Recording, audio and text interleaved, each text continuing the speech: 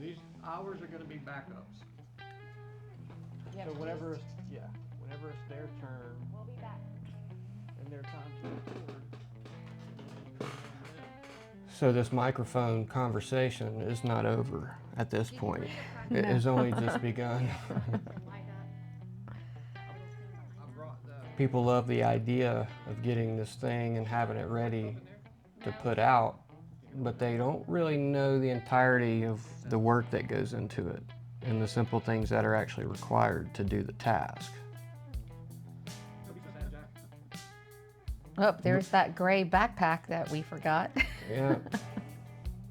You'll see me come back for it. But luckily, the studio that we built is just about a mile away from our house. So it's very local, very easy to get to. I was gonna leave the drive in real time, but not that important. But as we got there, the main thing we had to do was change some lighting because we decided to flip the set after we set up the lighting. So once we made the decision that we wanted to flip the set, I knew going in we had to change a few things around, so we needed it to be there a little bit early.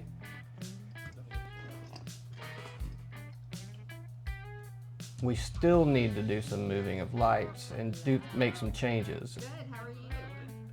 And there's the big dog. But after you do the thing, you have some data to look at and see what changes you need to make. You know, we could have said it was a test shoot or a pilot, whatever, but we still capture the moment and get it done. Absolutely. It was their very first episode. Yeah, and I think they did really good. But to continue this on with a 3-camera setup, it's going to require some. We had to go shoot an episode. It's going to require some finagling because we need to make it very, very easy and efficient. So the lights will make it to where it's one switch to get them all turned on so he can sit down and shoot anything. And eventually we'll figure out how those USB microphones work because I've never used a USB microphone. I'm gonna do some research on that. Check out that collection though. He's got a cool baseball collection. I mean, looking back at our stuff, we're not capturing what that room is the way that we're shooting it right now. We still haven't landed to where this thing is exactly how it should look on camera.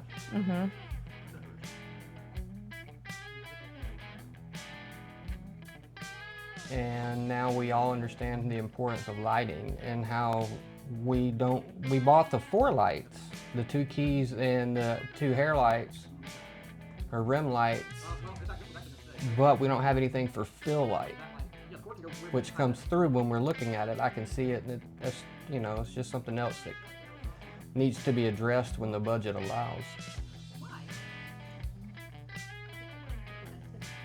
Like, and we're doing this with multiple cameras. Like, if we did this for a client, this is not how we would shoot it, right? We have the FX3. If we're gonna do a multicam shoot with them, we're gonna go rent additional Sony cameras to go along with that. This is, we'll call it a shoestring budget. We're trying to help out in the beginning here to help get it rolling because frankly, I like Chap and I like the idea. I think they're really good together on camera, him and Grainer. And so I thought we could help out and get in there and get it rolling because we have ideas too. We want to make things look good. They're wanting to put out a podcast. And I think in their mind, it's like podcasts, oh, you listen to those. It's like, no, it's really nowadays, this podcast means you've got a 3-camera video setup. So we're taking baby steps and kind of taking on the adventure together because we're kind of doing a start over thing like Chap's doing right now. Part of our second half. Yeah, Growth. the second half strategy, baby. So there's the Amaran 2x1. I think we decided that we're just going to put all the lights the same temperature. I want to do that next time and see what that looks like. See if we need the Right now, I think it's more, the look is gonna hinge to me on what we do with the shadows and the rest of that room balance, because that's where, you know, you start to know. It was a fun experience though. I thought it went well. You know, there was a couple of little things here and there that were glitchy. We didn't get to use his darn microphones, which we'll get to that part of the fiasco. We're still now at this point, we're just trying to get some lighting up so we can at least have keys pointing over at the talent. And both of these guys have an extensive career like in coaching and just flat out being around sports. You know, so it's cool to listen to them chop it up and talk, because it's like me sitting down with like a music nerd or like a camera nerd, you know what I mean? And we could just sit there and just like have a cool conversation. And talk it up. Yeah, and that's pretty much what they're doing. And having an opinion and a point of view. And the point of view is important. Otherwise, you just sound like you're just regurgitating what someone else has already said. Oddly, that's the one thing that makes us all so freaking unique, is like nobody can have our point of view. They could try and see from our point of view, but it's the unique thing. But everyone can have similar points of view. Oh, of course. I think you're missing my point of view. See, here's where the audio conversation starts again.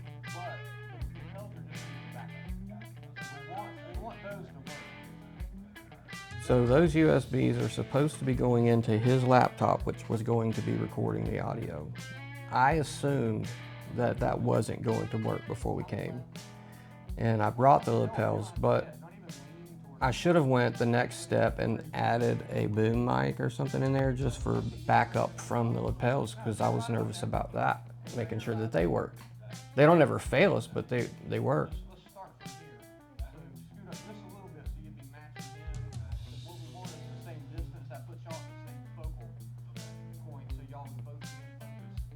His eyes glazed over. He had no idea what I was talking about right there.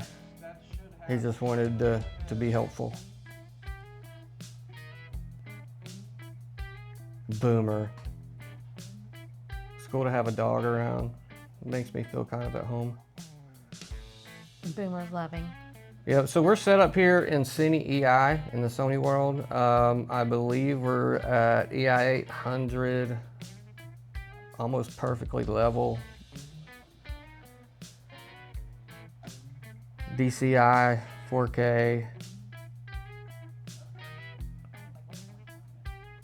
White balance, I believe we landed at 4,400 or somewhere, something. I believe it was 4,400.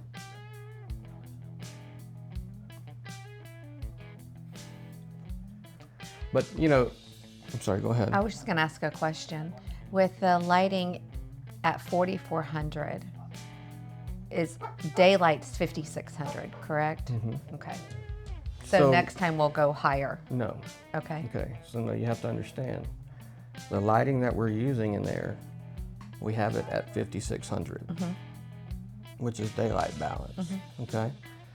So when I check the white balance underneath those 5,600K lights, that's not what the white balance is gonna read on the white balance card, because you're inside. So taking all that into account, your white balance is gonna be less than that. If I left it at 5,600, everything will be really warm. You have to then match that with the camera. So the camera's deciding now, when it sees the white that you're holding up, okay, that is what we consider white. Everything else around it will be in that space. Boomer agrees. Does that make sense? You start with the 5,600K light, but when you do the white balance, you're gonna balance your camera to the number that you need to get to actual white. Okay.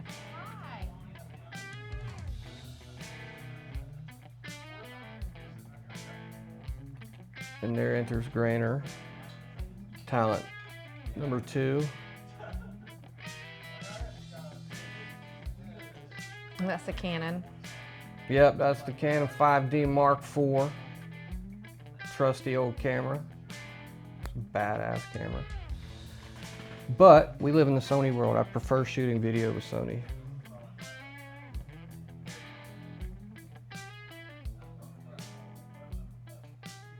The audio, we have to get over there when we're not trying to start a podcast and try to get the audio going. That's something I thought that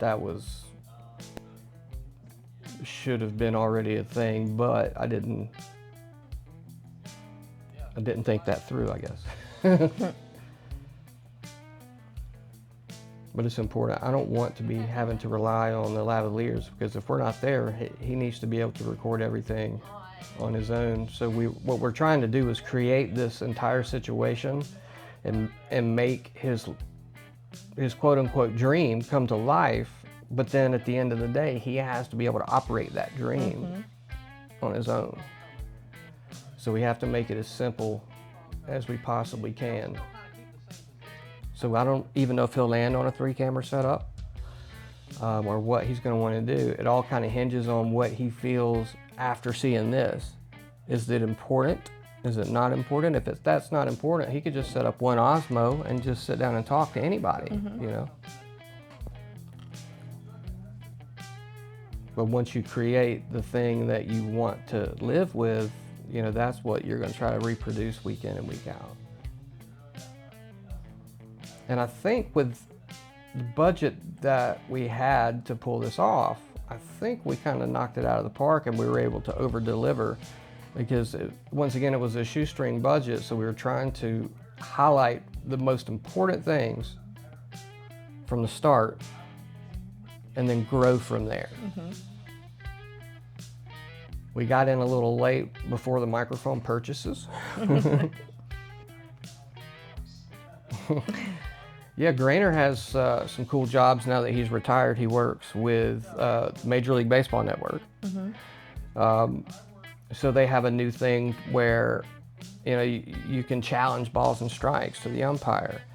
So when that happens, whoever calls like, all right, I'm challenging this, the umpire has to go to the truck, to the phone, or whoever's in his ear. Well, that's Grainer. That's between him and New York. And he's kind of the man in the middle between that. So it's kind of cool. He's been attached to the Braves for a while and done some work with them, with the grounds crew. Now works with the MLB network. So he's been around and seen some things. He knows some cool people they want to bring onto the podcast.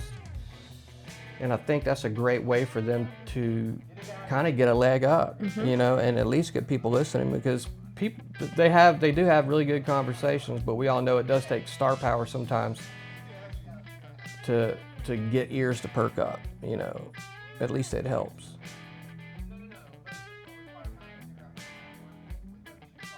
Well, how come it worked when you guys did it up here?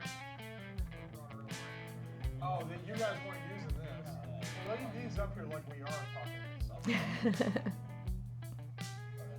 Make it look like we're actually talking. Isn't that funny? We put the microphones on the microphone. We did.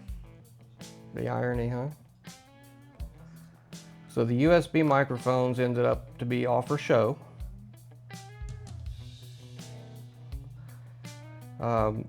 They did feel heavy, so maybe they're okay and they sound okay, but I don't have anything in our truck that was going to accommodate a USB microphone. So what was the experience like for you? Tell me, like, as we wrap this up, you know, what was the day like for you? I enjoyed it, and I learned the whole lighting issue. You know, you have one thing in your head of what it's going to look like, and then you look at it, and it's not like that anymore. I also learned about the audio issues and how important it is to make sure they're all working. I didn't expect the one thing that was going to hold us up to be the microphones for a podcast. I didn't expect that. I don't know how this cat video got in there. I was but like, hey, how did kitty. that start? Where did that come from? Hi, kitty puss. Hey, Diane. So we made our way through the edit of the first Ready to go to work. version of the podcast, and it looks good. We've got some ideas of how we want to change the lighting around.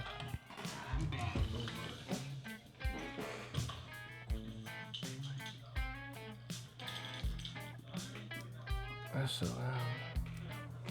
loud. So we're gonna make some adjustments and just keep dialing it in until we land on exactly what we want and what's gonna look good and what's gonna be easy for him to manage. And I think we can do it. Yeah. I think you did awesome. And this is like literally just the beginning with Chapped Ass. So here we go. Yeah. Love you, baby. Love you. Like their favorites because we've done something for them. Sure. But I always asked her in class, I said, really, Cameron? Like, how'd you get Cameron? She told me the story before I ever knew the true story from you. Sure. And I'm like, dude, your dad, come on. Because I'm a North Carolina fan. We won't hold it against you. And when you named her after Cameron... Well, what if I would have named my son Hurley Leitner? Would that have been too obvious? I couldn't spell Krzyzewski, or otherwise that could have been, yeah, that would have been Krzyzewski Green. Yeah, that name would not go well. No, that would not do. But anyway, that's your family story is really close to my heart because of your daughter. And that's why we're here. Yeah, I think it's amazing. Yeah. But I mean, so I now coach a travel ball team. I coach my son in football, baseball, and basketball. I've coached my daughter in basketball.